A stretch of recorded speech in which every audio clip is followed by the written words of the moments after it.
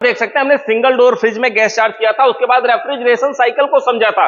अब यहां पर डबल डोर फ्रिज का ये मैकेनिकल भाग है और इसमें हम गैस चार्ज करेंगे, यहां इलेक्ट्रिकल भाग भी है। देखिए किसी भी फ्रिज में गैस चार्ज करने का जो प्रोसेस होता है, वो चाहे सिंगल डोर फ्रिज हो, डबल डोर फ्रिज हो, वो चाहे इन्वर्टर हो चाहे नॉन इन्वर्टर हो, मैकेनिकल पार्ट लगभग सभी के सेम होते हैं। यहां पर समझते हैं सबसे पहले इस फ्रिज में हमें गैस चार्ज करना है। गैस चार्ज करने के लिए एक बार इसके मैकेनिकल पार्टों को देख लेते हैं। यहां पर देखेंगे ये कंप्रेसर मोटर है। कंप्रेसर का कार्य सक्शन लाइन से गैस को खींचना, डिस्चार्ज लाइन से बाहर फेंकना होता है। यहां से गैस निकल करके जाएगी कंडेंसर में, कंडेंसर गैस को घुमा घुमा कर वेपर से द्रव में यानी भाप को पानी बनाता है। उसके बाद गैस निकल के जाएगी फिल्टर में या उसको छानकर शुद्ध करेगा। उसके बाद इसमें जाएगी कैपिलरी ट्यूब में, कैपिलरी ट्यूब रेफ्रिजरेंट के प्रेशर को कंट्रोल करेगी और उसके बाद गैस एवापोरेटर में जाएगी जो कि ठंडा करेगा। ये डबल डोर फ्रिज का वो भाग है जो ठंडा करता है, जो ऊपर वाले खाने में लगा होता है, लेकिन ये दिखाई नहीं देता, ये अंदर पैक होता है और इसी के अंदर ये छोटा सा एक खोखला भाग होता है जिसे एक्यूमुलेटर के नाम से जाना जाता है, जिसका कार्य बचे हुए द्रव रेफ्रिजरेंट को वेपर में बदलना होता है और वापस गैस इस मोटी वाली पाइप के माध्यम से सक्शन लाइन में आ जाती है। तो ये तो रहा इसका मैकेनिकल सिस्टम। अब हमें इसमें गैस चार्ज करना है, तो गैस चार्ज करने से पहले देखिए किसी भी फ्रिज में या एसी में या कोई भी फ्रिज हो, वाटर कूलर, डिफ्रीजर, अगर गैस चार्ज करने जा रहे हैं तो टोटल उसमें 5 प्रक्रियाएं अपनाई जाती हैं, जिसमें सबसे पहली प्रक्रिया होती है एनआरबी लगाना। ये एनआरबी वाल्व है, एक प्रकार का वाल्व है। इस वाल्व को कंप्रेसर के चार्जिंग लाइन में लगाया जाता है। जैसे कोई भी फ्रिज खोलेंगे तो पीछे कंप्रेसर होता है, वहां पर एक चार्जिंग लाइन होता है। ये लाइन अभी देखिए यहां पर खुली है। जब फ्रिज नहीं रहती है तो यहां पर पाइप जुड़ी रहती है और वो पाइप बिल्कुल पिंच होती है, तो हमें काट करके इस तरह का एनआरबी वाल्व वेल्डिंग करना होता है। वाल्व को लगाने समय हम यहां पर ध्यान देंगे कि जैसे हमारा ये वाल्व है, वाल्व के ऊपर के नट को यहां से ढीला करेंगे, अंदर इसमें पिन होती है, इस पिन को भी खोल के बाहर निकाल लेंगे। अगर पिन को बिना खोले आप वेल्डिंग करने लगे तो क्या होगा, पिन के अंदर ये जो रेड कलर का आपको दिखाई दे रहा होगा, ये जो वाल्व है ये जल जाएगा, खराब हो जाएगा, तो यहां से गैस लीक करने लगेगी। इसलिए इस वाल्व को पहले निकाल लेंगे और उसके बाद अपने इस पाइप को देख सकते हैं इस तरह से एनआरबी वाल्व को चार्जिंग लाइन में वेल्डिंग गन की सहायता से जोड़ देंगे। ये हमारे पास ये वेल्डिंग गन है और ये हमारा ब्यूटेन गैस है। यहां पर लगाएंगे, देखेंगे लगाने के लिए ये पीछे के साइड में उठा हुआ होता है और इसमें कट होता है सिलेंडर में, इस तरह से इसमें लगाना होता है यहां पर, और लगा करके बस थोड़ा सा घुमा देना होता है, बिल्कुल लग जाएगा। इस तरह से देखिए ये बिल्कुल लग गया हमारा। अब यहां से हम ढीला करेंगे तो गैस निकलेगी। लाइन में एनआरबी वाल्व को वेल्डिंग करने जा रहे हैं, इस तरह से देखिए गर्म करके। ये हमारे पास होता है ब्रिजिंग राड। ये ब्रिजिंग राड कॉपर ऑक्साइड का बना होता है जो आग के संपर्क में आने से जल्दी से पानी का रूप धारण कर लेता है। इसको लगा करके हमें वेल्डिंग करना है। यहां पे वेल्डिंग करते समय ध्यान देंगे कि जो कंप्रेसर में जड़ वाली पाइप है, टेम्परेचर उस पर ज्यादा जाना चाहिए क्योंकि वो पाइप हार्ड है। हमारी एनआरबी जल्दी गर्म होती है, लेकिन जो कंप्रेसर वाली पाइप है वो थोड़ा देर में गर्म होती है। देखिए इस तरह से ब्रिजिंग राड लगाएंगे, इस पर पिघलेगा और इसको हटा लेंगे। ये बिल्कुल परफेक्ट जुड़ जाएगा, बिल्कुल बढ़िया से।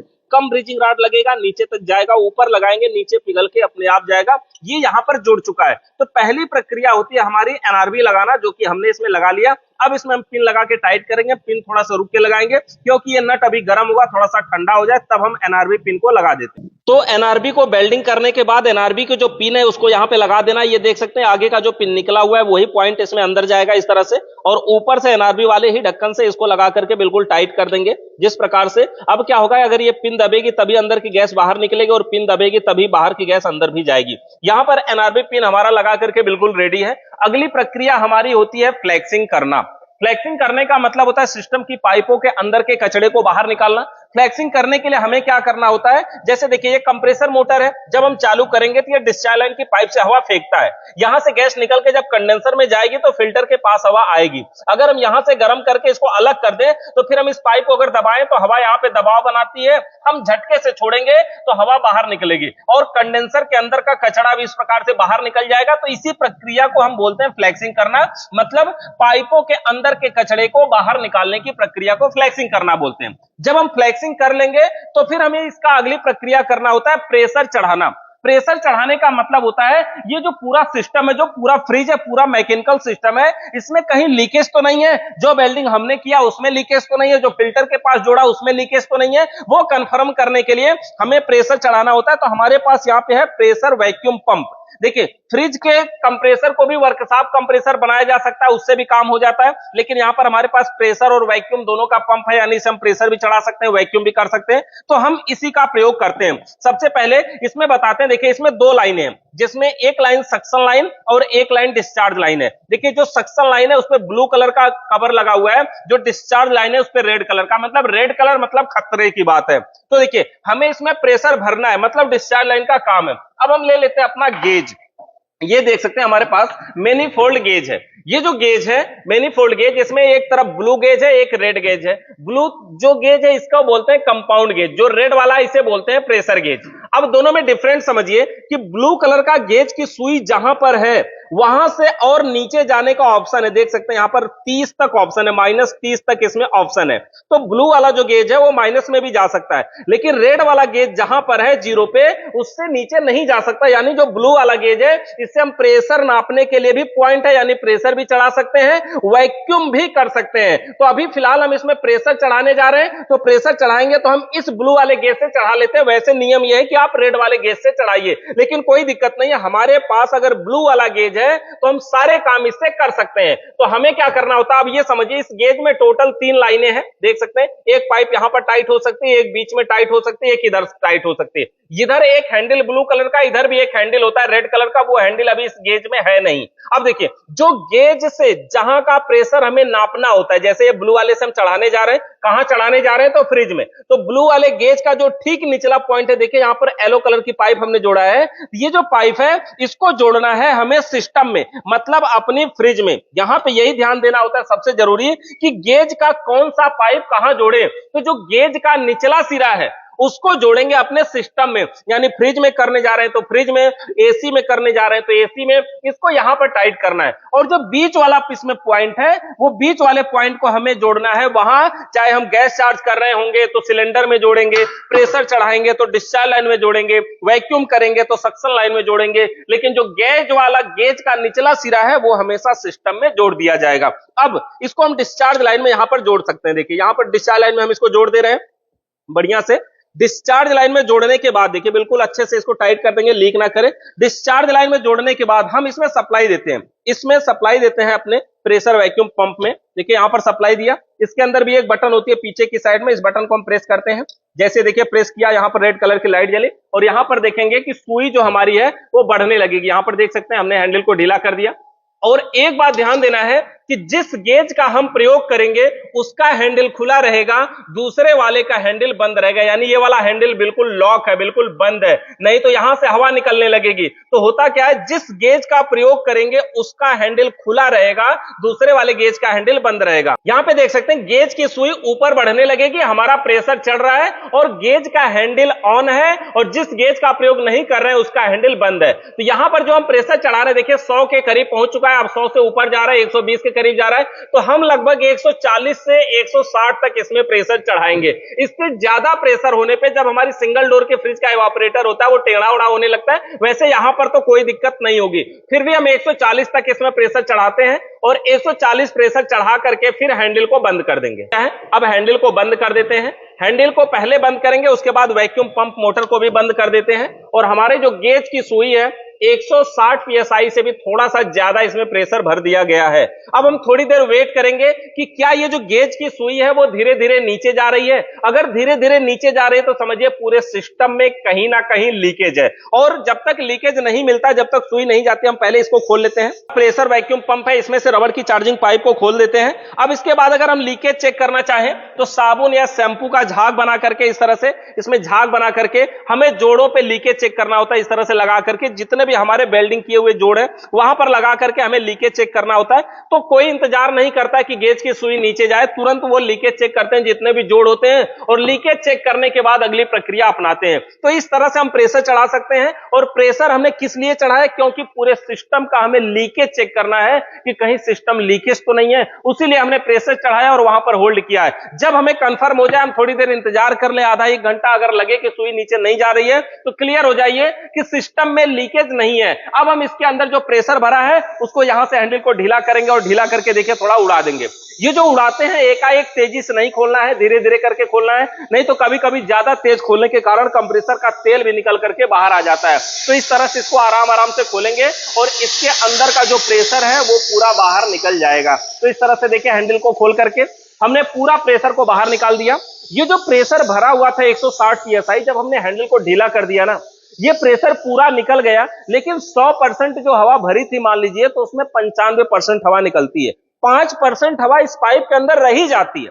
वो जो 5% हवा है अगर उसमें रह जाए और उसी में गैस चार्ज किया जाए कर दिया जाए तो हमारा जो ये कैन के अंदर जो गैस है फ्रियान, ये गैस जब जाएगी तो अंदर वाली हवा को ठंडा करेगी और ठंडा करके उसको बर्फ बना देगी, और बर्फ बनेगी तो पाइप कहीं जाम हो जाएगी, और जाम हो जाएगी तो गैस का बहाव रुक जाएगा, तो फ्रिज ठंडा नहीं करेगी। इसलिए हमारी अगली प्रक्रिया होती है वैक्यूम करना। वैक्यूम करने का मतलब होता है सिस्टम की पाइपों के अंदर की नमी को खींचकर बाहर निकालना। यहां पर देख सकते हैं जिस पाइप को हम अभी डिस्चार्ज लाइन में लगाए थे उसी पाइप को अब सक्शन लाइन में केवल लगा देना। यहां पर देख सकते हैं उसी पाइप को अब हमने ब्लू वाले में लगा दिया, यानी सक्शन लाइन में इसको लगा दिया। और इससे क्या होगा, अब इससे होगा वैक्यूम। यहां से स्विच को ऑन कर देते हैं, यहां से स्विच को ऑन कर देते हैं, वैक्यूम पंप हमारा चालू। अब गेज की सुई को देखिए, यहां 0 पे है, धीरे धीरे करके ये -30 की तरफ जाएगा। जब ये -30 की तरफ चला जाए तो समझिए वैक्यूम हो गया है। लेकिन ये जो -30 की तरफ जाता है ये तो जाने को तो तुरंत 1 मिनट या 20-30 सेकंड में ही कभी कभी चला जाता है, लेकिन तुरंत वैक्यूम नहीं होता है। कम से कम घड़ी देख के 5 मिनट तक वैक्यूम करना चाहिए। पूरा सुई -30 में चला जाए तब भी इसको 5 मिनट तक वैक्यूम करना चाहिए अगर बढ़िया से वैक्यूम करना चाहते हैं तो देखिए गेज की सुई -30 पे पहुंच गई है। अब हम गेज के हैंडल को सबसे पहले बंद कर देते हैं। बंद करने के बाद अपने प्रेशर वैक्यूम पंप को भी बंद कर देते हैं। यहां पर देख सकते हैं हमने इसको भी बंद कर दिया। सुई -30 पर रुकी है। अब हम यहां से रबड़ की चार्जिंग पाइप को खोल लेते हैं जो हमारे सेक्शन लाइन में जुड़ी हुई थी। अब इसको खोलने के बाद इसको खोल देंगे तब भी सुई वहीं पे रुकी होनी चाहिए। देख सकते हैं हमने इस पाइप को खोल दिया, फिर भी सुई -30 पर रुकी हुई है। अब जो सक्शन लाइन से पाइप को हमने खोला उसी पाइप को अपने रेफ्रिजरेंट सिलेंडर में लगा देंगे। यहां पर जो हम गैस चार्ज करने वाले हैं वो R134 रेफ्रिजरेंट गैस, ये फ्रिज में भरी जाने वाली गैस है। ये ऊपर कैन वाल्व लगा हुआ है, इसमें हम लगाएंगे। यहां पर देख सकते हैं इसको लगा करके इसको टाइट कर देते हैं नट को, और बढ़िया से बस अब हमें इसमें गैस चार्ज करने की प्रक्रिया अपनानी है। यहां पर क्या करेंगे, गैस चार्ज करने के लिए देखिए क्या प्रोसेस है। सबसे पहले रबड़ की चार्जिंग पाइप को सक्शन लाइन से खोल करके रेफ्रिजरेंट सिलेंडर में जोड़ देंगे। कैन वाल्व को हम यहां पे थोड़ा सा टाइट करेंगे। जब टाइट करेंगे तो इसके अंदर से गैस निकलेगा। जब गैस निकलेगा तो दूसरी वाली पाइप यानी इसी पाइप का जो दूसरा सिरा है यहां से ढीला करेंगे और थोड़ी सी गैस उड़ा देंगे। जब यहां से उड़ाएंगे गैस जब उड़ेगी देखेंगे भाप के रूप में उड़ती हुई दिखाई देगी। देख सकते हैं यहां पर बिल्कुल भाप के जैसी उड़ती हुई दिखाई दे रही है। देख सकते हैं यहां पर देखिए, तो इस तरह से भाप के रूप में उड़ती हुई दिखाई देगी। जब हमें लगे कि हमारी गैस निकल रही है अब, तो फिर हम इसको टाइट कर देंगे। ये जो अभी हमने किया, यहां से गैस को ढीला किया, उसके बाद यहां से थोड़ी सी गैस को उड़ाया। तो ये जो उड़ाने का प्रोसेस है वो इसलिए है कि इस रबड़ की चार्जिंग पाइप में बाहर की गैस इसमें थी, वातावरण की थी। वैक्यूम जो हुआ था वो गेज के इधर का ही तो हुआ था, तो इसलिए थोड़ी सी गैस इसमें से उड़ाए ताकि इस पाइप का भी गैस जो है वो उड़ जाए, जो बाहर की हवा इसमें है वो उड़ जाए। अब हमें इसमें गैस चार्ज करना है। गैस चार्ज करने के लिए देखिए यहां पर गेज की सुई पे दिखाइए, ये जो -30 पे सुई है, हम क्या करेंगे, हैंडल को ढीला करेंगे। देखिए जैसे हम हैंडल को ढीला करेंगे गेज की सुई ऊपर बढ़ेगी, फिर से हम इसको टाइट कर देंगे। हमने टाइट कर दिया, गेज की सुई वापस आ गई, लेकिन अब की बार -30 पे नहीं गई है, 0 के आसपास रुकी है। इसमें देख सकते हैं लिक्विड के रूप में गैस भी दिखाई दे रही है, इसमें देख सकते हैं यहां पर लिक्विड के रूप में। तो अब हम क्या करें, फिर से एक बार ढीला करते हैं और फिर से इसको बंद कर देते हैं। अब की बार देखेंगे 0 से ऊपर सुई रुक रही है। एक बार हम इसको और ढीला करके बंद कर देते हैं और फिर बंद कर देते हैं। अब की बार देखते हैं कहां है, देखिए 20 से भी ऊपर सुई रुक रही है, यानी इसमें जो स्टैंडिंग प्रेशर है इस समय वो 20 से 30 के आसपास इसमें कर दिया गया, यानी 30 स्टैंडिंग प्रेशर इसमें है। अब हम क्या करेंगे, जो हमारे फ्रिज का कंप्रेसर है उसे हमें चालू करना है। देखिए वैसे तो हम स्टैंडिंग प्रेशर 50 से 60 पहुंचाना है, लेकिन अगर हम अभी पहुंचाते तो जब कंप्रेसर को हम चालू करते हैं ना तो इस पर लोड पड़ता है इसके पंपिंग पे, और कभी कभी ये ऐसा होता है कि स्टार्ट नहीं हो पाता, और नहीं हो पाता तो हमें पूरी गैस निकालना पड़ता है फिर से। इसलिए आधा ही गैस भर के कंप्रेसर को चालू कर लेना है। देखिए यहां पर हमारी सप्लाई है। सबसे पहले हम क्लैंप मीटर भी यहां पे लगा लेते हैं एम्पियर मोड में चालू करके। ये हमारे पास क्लैंप मीटर है और इसको एम्पियर मोड में चालू करना है। देख सकते हैं क्लैंप मीटर बहुत अच्छी क्वालिटी का है, इसमें जो टेक्स्ट लिखा हुआ है बहुत ज्यादा दिनों से यूज कर रहे हैं इसलिए वो मिट गया। एम्पियर मोड पे लगा लिया हमने। यहां पर देख सकते हैं अभी 0 0.001 शो कर रहा है। स्विच को हम चालू करते हैं, जैसे चालू करेंगे यहां पर एम्पियर देख सकते हैं ले रहा है 1.0 एम्पियर, 1 एम्पियर के करीब ले रहा है। और गेज की सुई देखेंगे वो नीचे आने लगेगी, जैसे ही कंप्रेसर चालू होगा गेज की सुई नीचे आने लगेगी। और अब इसी सुई पे मेन ध्यान देना, देखिए फ्रिज हमारी कितने लीटर के, 150 litre, 200 litre, 250 litre, 300 litre, 500 litre, उससे कोई मतलब नहीं है। मतलब है तो गैस कौन सी भर रहे हैं, तो इसमें 134 भर रहे हैं, तो इसका रनिंग प्रेशर क्या होता है, रनिंग प्रेशर इसका 12 से 15 होता है। हमें सुई को 12 से 15 पे पहुंचाना है। अभी ये 0 पे है, हम हैंडल को फिर से ढीला करते हैं, देख सकते हैं यहां पर, और फिर इसको टाइट कर देते हैं। यहां पर देखेंगे ढीला करके हमने टाइट किया, सुई 0 पे देखिए जा रही है, 0 के करीब जा रही है। देखिए इसमें क्या है, जो 0 है ना, ये 0 के बाद 20 है,